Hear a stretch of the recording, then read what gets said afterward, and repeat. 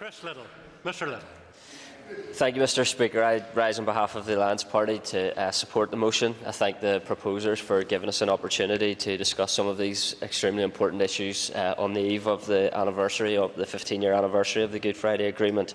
And I rise to reaffirm our commitment to participative democracy in Northern Ireland, a commitment that I would have expected every party in this Assembly to give a slightly more clear commitment to today.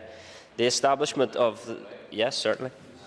In view of the final remark by Mr. Nesbitt on behalf of the Ulster Unionist Party, do you accept that once again the Ulster Unionist Party has departed not just from the spirit of the Good Friday Agreement but from the actual detail of the agreement, particularly in relation to the forum?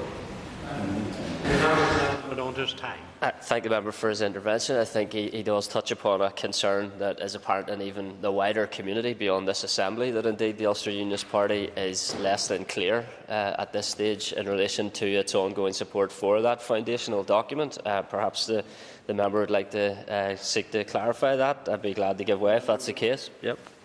Thank you, Mr. Speaker. I thank the member for giving way. As I said, I am wedded to the spirit of the agreement, and I defined the 5 areas where that is. The Ulster Unionist Party, for some time, has not been in favour of the Civic Forum. I'm surprised that Mr. McGuinness is not aware of that fact. Okay, Mr. Speaker. Well, I'll move on. The establishment of the Civic Forum is an explicit requirement of the agreement, so perhaps we need to re-examine the agreement on this side of the House. The Northern Ireland Act 1998 also sets out the requirement for the Civic Forum, and indeed those are 2 foundational documents on which this institution and indeed our society as we know it today is founded.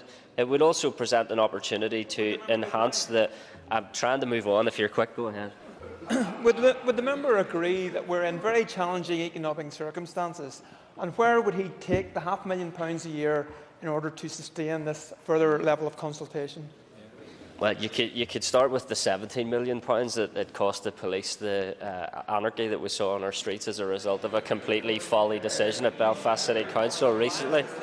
Okay. Order. I'll also, Mr. Speaker. Order.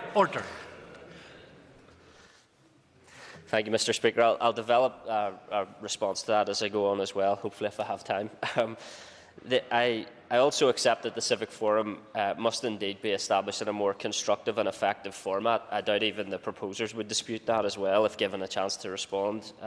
We should also acknowledge that the previous Civic Forum was required to operate in a period of political uncertainty and instability, and that devolution today hopefully presents a more stable context in which it could operate.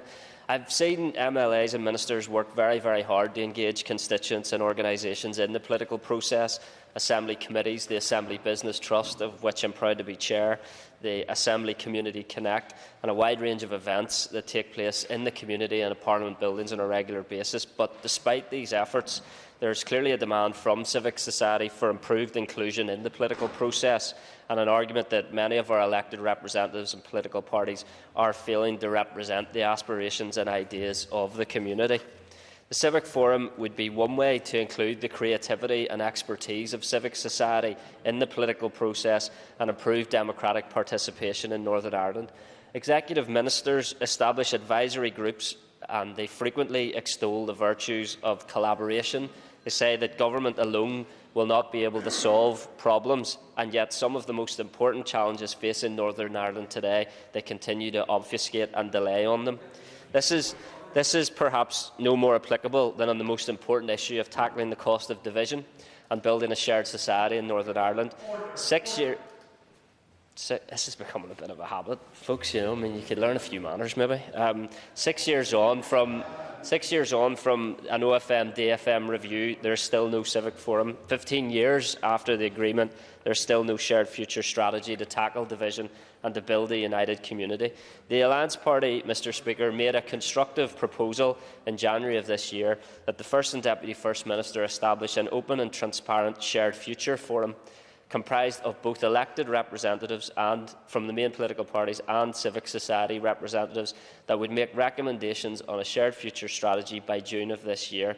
This would represent an opportunity to find imaginative and meaningful proposals which the behind closed doors OFM-DFM working group has in over 18 months so far failed to achieve.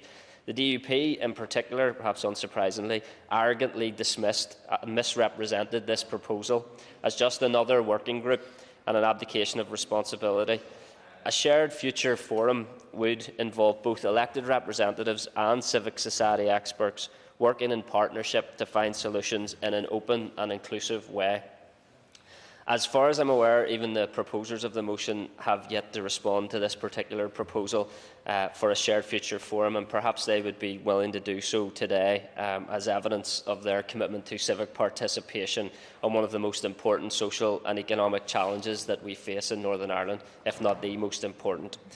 Mr. Speaker, the shared future forum proposed by my party in the For Everyone strategy, I believe, is in the spirit of the Civic Forum recommended by the motion today and would increase participation in building the shared society for everyone that I believe a majority of people in this community want to see achieved. Thank you.